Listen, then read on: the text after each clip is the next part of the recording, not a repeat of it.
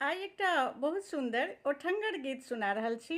ई ओठंगर गीत अपना मिथिलामे ई विधि बहुत नीक होइ छै। दुल्हा जीके जे छै से बान्हि कऽ धान कुटायल जाइ छै। तऽ आउ सुनै छी ओठंगर गीत।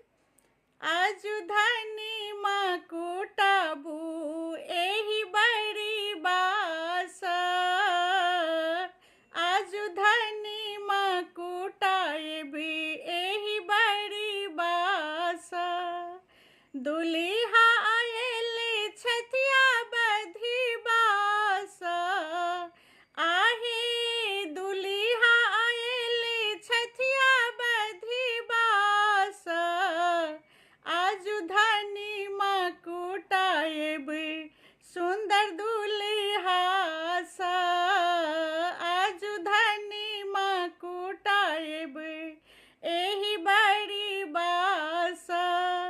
घूमी घूमी धान कुटाई छथिन दुल्हा, घूमी घूमी धान कुटाई छथिन दुल्हा।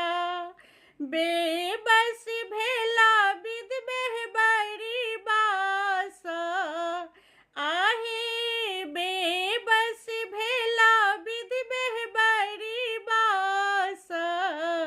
आजु धानी माँ कुटाबू एहि बड़ी बास, आजु धानी माँ कुटाबू सुंदर बड़ी बास।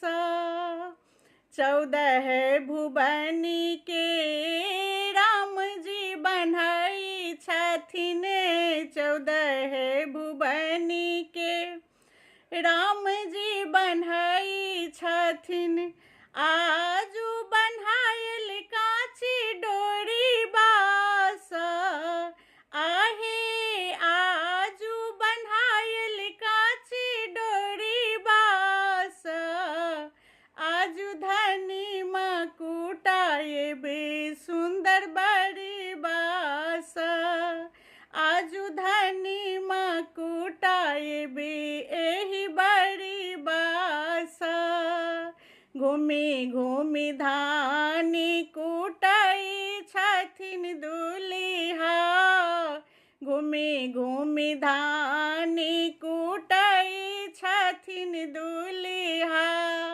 बेबस भेला विधि बड़ी बास, ओ जे बेबस भेला विधि बड़ी बास।